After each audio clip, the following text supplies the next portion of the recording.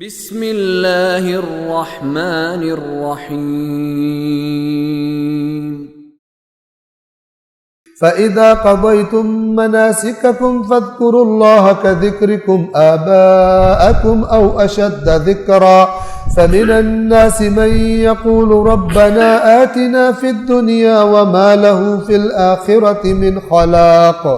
ہماری نمازیں جو ہماری عملی زندگیوں میں ہمیں گناہوں سے نہیں روکتی، دیکھنے والے کو بدبو آتی ہے، نہیں آتے پاس ایسے نمازیوں کے۔ جیسے اس نے کہا کہ اس کی نماز اگر اللہ قبول کرے گا نا، میں اس خدا کو نہیں مانتا ہوں، کیونکہ وہ رشتہ دار تھا جس کو مار پیٹ ہوئی تھی، جس کو بے گناہ کو۔ یہ اتنا ظالم اور خدا اس کی نماز قبول کرے، میں نہیں مانتا۔ یہ ہوتا ہے غلط لوگ کیسے دین اور مکتب کو بدنام کرتے ہیں۔ صلوات پڑھیے محمد والے محمد پر۔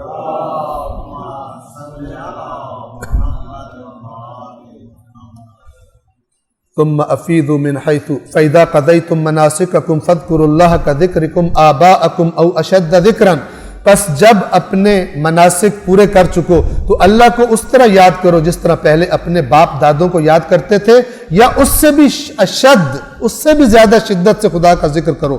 فَمِنَ النَّاسِ مَن يَقُولُ رَبَّنَا آتِنَا فِي الدُّنْيَا وَمَا لَهُ فِي الْآخِرَةِ مِنْ خَلَاقٍ، پس لوگوں میں سے کچھ ایسے ہیں جو یوں کہتے ہیں، اے ہمارے رب ہمیں دنیا میں دے دے، اس کا آخرت میں کوئی حصہ نہیں۔ اللہ یہ کہتا ہے ہر وہ کام، خلاصہ ہر وہ کام، ہر وہ دعا جو دنیا کے لیے ہو، اس کا آخرت میں کوئی فائدہ نہیں، اور ہر وہ کام جس کو آپ دنیا سمجھ رہے ہیں، وہ بھی اگر آپ اللہ کی رضا کی نیت سے کریں گے تو آپ کو دنیا میں تو محنت کا رزلٹ جو ہے وہ ملنا ہی ہے، آخرت میں آپ کو ثواب بھی ملے گا اس کا۔ یعنی میں اگر نوکری کرتا ہوں، مجھے مہینے کی تنخواہ ملتی ہے، لیکن میری نیت کیا ہے؟ میں دنیا کے لیے نوکری کر رہا ہوں، دنیا کی حل۔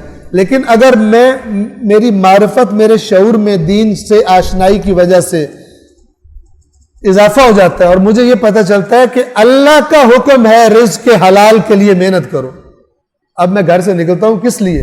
کہ خدایا تیرے حکم کے لیے، حلال کے لیے محنت کرنے جا رہا ہوں۔ اب تنخواہ بھی ہے، آخرت میں اجر بھی ہے۔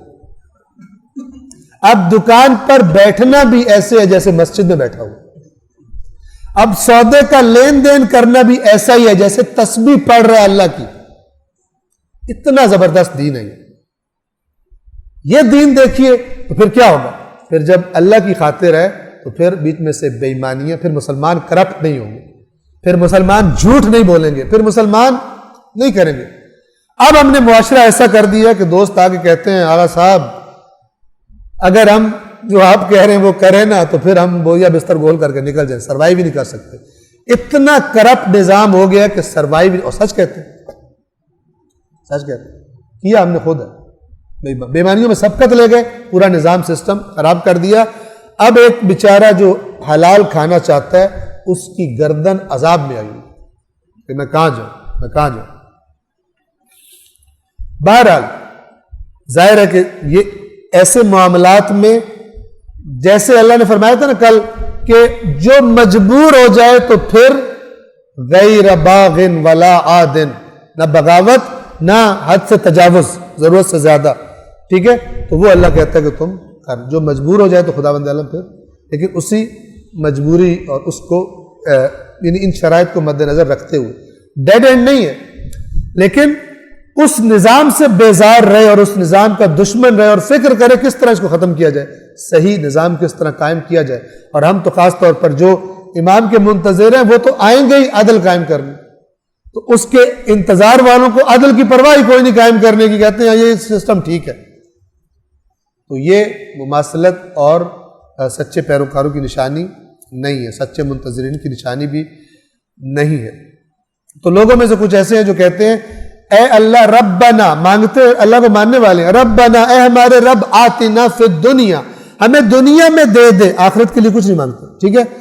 اور اللہ اعلان کرتا ہے جو ایسے لوگ ہیں جن کا ہم و غم دنیا ہے، وما لہ فی الآخرۃ من خلاق، اس کا آخرت میں کچھ حصہ نہیں۔